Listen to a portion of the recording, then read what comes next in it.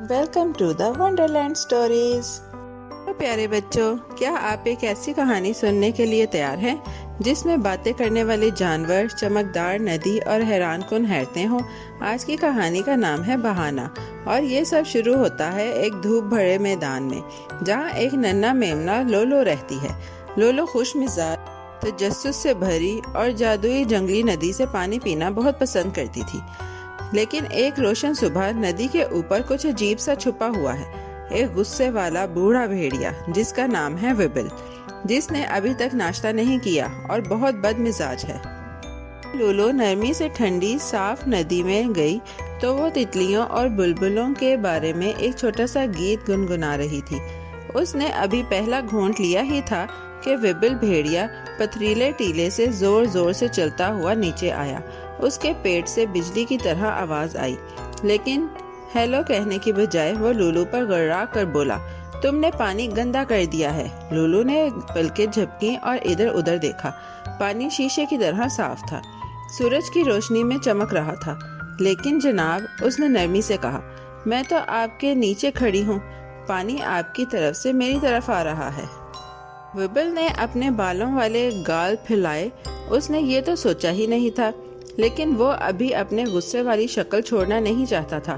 تو پھر وہ بھونک کر بولا، پچھلے سال کسی نے مجھے اسی ندی سے زور سے کچھ کہا تھا، اور مجھے یقین ہے وہ تم ہی تھی۔ لولو نے سر کو جھکایا اور نرمی سے ہنس دی، او مسٹر بھیڑیا، میں تو پچھلے سال پیدا بھی نہیں ہوئی تھی، میں تو ابھی بادلوں کا خواب تھی اور دنیا میں تیرنے کا انتظار کر رہی تھی۔ وبل نے غصے سے سانس لی اور اپنی دم ہلائی، ہاں تو پھر ضرور تمہاری ماں تھی۔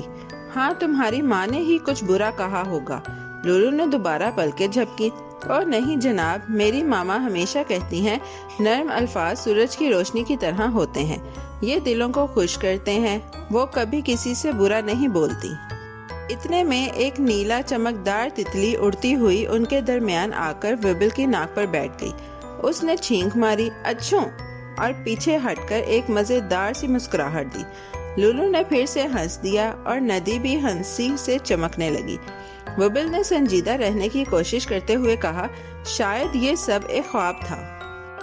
اچانک ندی کے ارد گرد کے درخت چمکنے لگے، ہوا میں ایک ننھی سی آواز گونجی، نرمی سب سے پیارا جادو ہے۔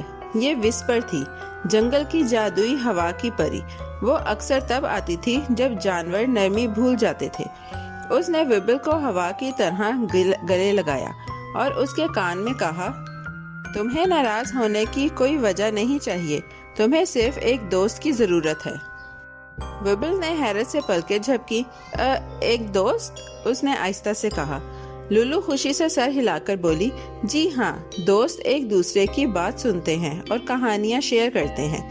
کیا آپ میرے ساتھ بیٹھ کر کوسے قزح والی مچھلیاں دیکھنا چاہیں گے؟ اتنے میں چمکدار پونچھ والی ننھی مچھلیاں پانی سے چھلانگ مارنے لگیں، جو ستاروں اور گول گول شکلوں جیسی لگ رہی تھی۔ وبل کے پیٹ سے پھر سے آواز آئی، لیکن اب وہ گرج کی بجائے نرمی سے گنگنا رہا تھا۔ شاید میں تھوڑی دیر بیٹھ سکتا ہوں، اس نے آہستہ سے کہا، جیسے مسکراہٹ چھپا رہا ہو۔ لولو نے نرمی سے کہا، آؤ ہم ریفلیکشن گیم کھیلتے ہیں، پانی میں دیکھ کر سب سے مزیدار چہرہ بناؤ۔ وبل نے پانی میں جھانکا اور ایک مزیدار سی شکل بنائی، دونوں ہنس پڑے۔ ایک گلہری کچھ بلوط کے کیک لے آئی اور ایک کانٹوں والا چوہا شہد والی چائے کے ساتھ لڑکتا ہوا آ گیا۔ جنگل کے دوستوں نے سب کچھ دیکھ لیا تھا اور وہ بھی نئی دوستی میں شامل ہونا چاہتے تھے۔ وبل، جو اب بھی حیران تھا، کیک کا نوالا لے کر بولا، شاید دوستی پیٹ بھرنے سے زیادہ خوشی دیتی ہے۔ لولو نے خوشی سے اپنے چھوٹے چھوٹے کھر بجائے، بالکل، دوستی دل کو بھی خوش کرتی ہے۔ وبل نے ارد گرد دیکھا، مسکراتے چہرے، ناچتے پتے اور چمکتی ہوئی ندی۔ اس نے کبھی اپنے دل میں اتنی گرمی محسوس نہیں کی تھی، نہ ہی کسی دھوپ والے دن پر۔ اس دن کے بعد وبل ندی کا نگہبان بن گیا، گمشدہ بطخوں کو راستہ دکھاتا اور ریکونز پر پہیلیاں شیئر کرتا، اور لولو وہ سب کو سکھاتی کہ نرم الفاظ اور ہنسی کیسے درختوں کو بھی ناچنے پر مجبور کر دیتے ہیں۔ دونوں نے مل کر جنگل کو سب سے دوستانہ جگہ بنا دیا۔ اور یوں پیارے بچوں، ہماری کہانی مسکراہٹوں، چمک اور ایک خوبصورت سبق کے ساتھ ختم ہوتی ہے۔